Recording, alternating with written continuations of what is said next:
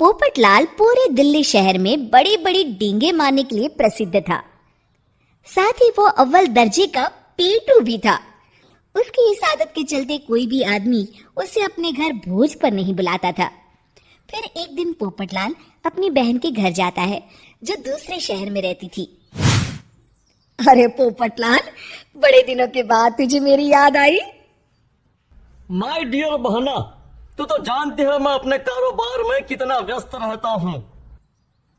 हाँ, तेरी बात भी सही है। अब आया है तो कुछ दिन ठहर के जाना।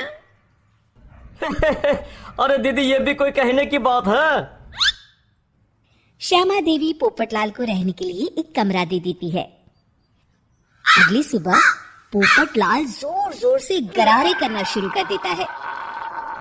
नकुल की पत्नी नींद से जाग जाती है और घबराकर अपने पति नकुल को जगाती है। अरे उठिए, लगता है हमारे घर में कोई जानवर घुस आया है। कैसी अजीब अजीब आवाजें निकाल रहा है, मुझे तो बड़ा डर लग रहा है। अरे कोई जानवर नहीं है भाग्यवान, पोपटलाल मामा जी हैं, अपना गला साफ कर रहे हैं। इतनी सुबह सुबह? अभी तो सिर्फ 4 बजे हैं। मामा जी इसी तरह से जल्दी उठ जाते हैं। अच्छा, ठीक है। नकुल की पत्नी जैसे ही सोने लगती है और जल्दी नाश्ता भी करते हैं। क्या मतलब? मुझे अभी उठ के उनके लिए चाय नाश्ता बनाना पड़ेगा?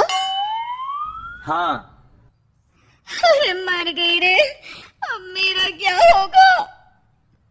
फिर थोड़ी देर के बाद नकुल की पत्नी मामा जी के लिए चाय नाश्ता बनाने में जुट जाती है। अरे भाई वाह, बड़ी अच्छी खुशबू आ रही है। बहू, जो भी बना रही हो फटाफट ले आओ, जोरों की भूख लगी है। हाँ मामा जी, अभी लाती हूँ। देखते ही देखते पोपटलाल सारा नाश्ता चट कर जाता है। बहू, कल से पराठे में देसी घी ज्यादा डालना, आज कुछ मजा नहीं आया। हे भगवान, इसका नाम तो पीटू लाल होना चाहिए था। पूरे 10 लोगों का नाश्ता अकेले हजम करने के बाद भी इन्हें मजा नहीं आया।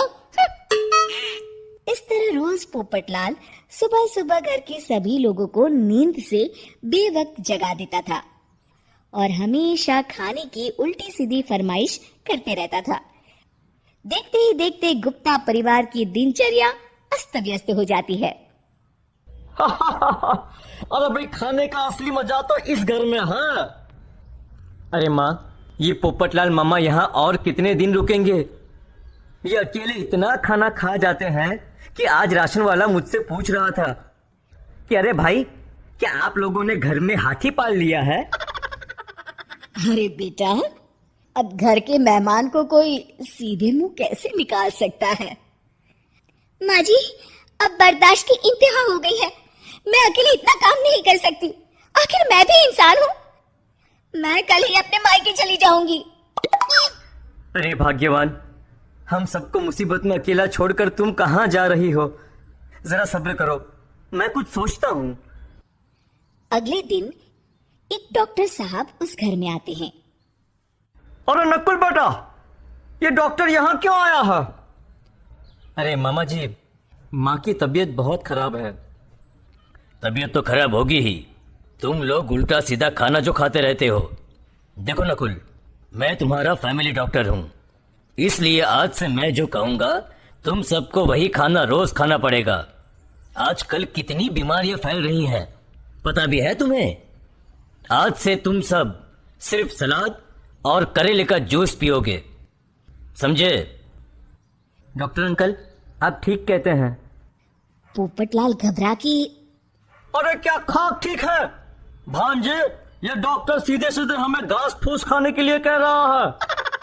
अरे मैं कहता हूँ भगा इस डॉक्टर के बच्चे को यहाँ से। अरे मामा जी, डॉक्टर साहब ठीक ही तो कह रहे हैं।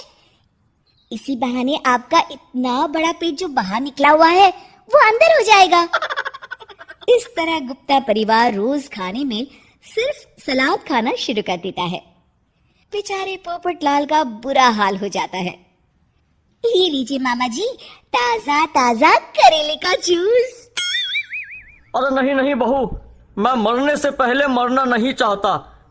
मुझे तुम लोग माफ करो। ये भेड़ बकरी वाली जिंदगी तुम लोगों को मुबारक हो।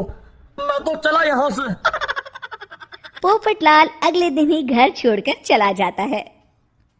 क्यों बेटा नकुल, मेरी अदाकारी कैसी थी? मजा आ गया डॉक्टर। आपने तो बॉलीवुड के कलाकारों को भी मात कर दिया। आपको तो ऑस्कर मिलना चाहिए। बेटा ये थोड़ा ज्यादा हो गया।